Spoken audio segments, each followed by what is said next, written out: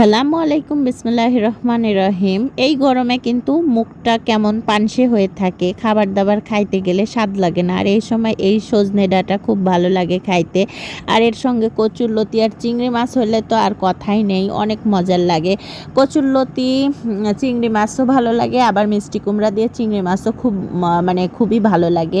ঘাটি করলে, রান্না করলে, যে কোনোভাবেই রান্না করলে খুবই ভালো লাগে, মজার হয়। আর এই তো মাছ মানে বাঁশপাতা মাছ, তারপরে সব রকমের মাছই মিক্সার আছে এখানে। আর এই তো সবজি এনেছে, আমি যা যা আনতে বলেছিলাম সে কয়টাই এনেছে। এর মধ্যে বাদ পড়েছে কিন্তু কাঁচামরিচ। আমার জন্য পানও এনেছে। মাঝে মধ্যে আমি পান খাইতে আমার খুব পছন্দ লাগে, পানের গন্ধটা। আর এই যে ছোট মাছ দিয়ে সুন্দর করে চচ্চড়ি করব, আর চিংড়ি মাছ দিয়ে কচুরলতি রান্না করব। আর মিষ্টি কুমড়াটা যে এত সুন্দর, রেখে দিতে ইচ্ছে করছে না, তারপরে মাংস আছে, এই দুইটা দিয়েই রান্না করলেই হয়ে যাবে।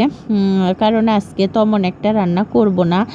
এটা হলো শনিবারের ব্লগ ভিডিওটা, আমি ছাড়তে লেট করেছি যেহেতু কালকে একটা ভিডিও শুক্রবারেরটা দিয়েছি। মানে শুক্রবারের ভিডিও শুক্রবারে দিতে লেট করেছি। ওই দিনকে আমি একটু মানে মেলায় গিয়েছিলাম, সেজন্য ভিডিও এডিট করা হয়নি।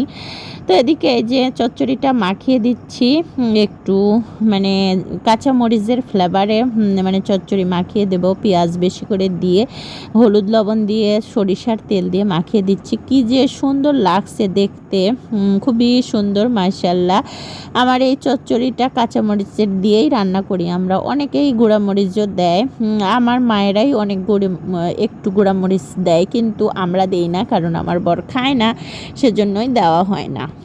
এই তো মাছ দিয়ে দেব এর মধ্যে, ছোট মাছ। এই মাছটা খুবই মজার কিন্তু লেগেছে, আমার বরের খুব ফেভারিট মাছ, আমারও খুব পছন্দের। মাঝে মধ্যে কিন্তু এরকম ছোট মাছ খাইতে অনেক মজার হয়, মানে মাছ মাংস খাইতে খাইতে বড় মাছ মানে খাইতে খাইতে তখন ছোট মাছের উপর একটু মানে লোভ জাগে।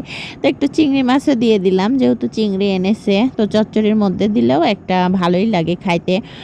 তো একটু পানি আছে, এই যে এই পানিটা একটু শুকিয়ে নিলেই চচ্চড়িটা হয়ে যাবে। কেউ কেউ এরকম তাও খায় অনেকেই, আমিও পছন্দ করি, কিন্তু আমার বর আবার পছন্দ করে না, সেজন্য একটু শুকিয়েই ফেলবো। দেখেন মাশাআল্লাহ লাস্টে হয়ে আসছে, একটু নাড়াচাড়া করতেছিলাম মাছ মানে যাতে সুন্দরভাবে হয়ে আসে।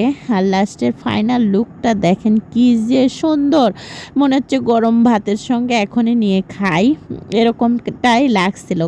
কালকে যেহেতু রান্না করেছিলাম, আজকে সকাল পর্যন্ত খেয়েছি, খুব সুন্দর লেগেছে।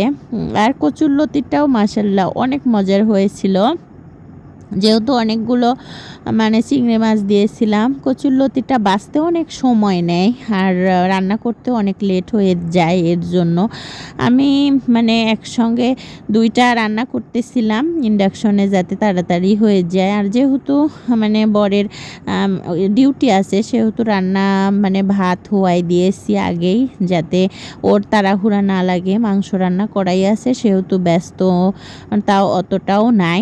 আর বিকেলের দিকে একটু রান্নাঘরে যেয়ে দেখি আমার রান্নাঘর ঝকমক করছে আলোয়, মানে রোদ এসেছে। তখন একটা ভিডিও ক্লিপ নিয়েছিলাম। এই যে আমার ভাঙড়ি মাল, এই যে ফ্যানটা চলে, ইন্ডাকশনে রান্না করতে লাগলে ফ্যানটা ছেড়ে দিয়ে রান্না করতে পারি। আর এই তো রাইস কুকার, এখানে আমার এই যে এই জিনিসটা মেলায় থেকে কিনেছিলাম, মানে রোদের সময় কি যে সুন্দর লাগছিল।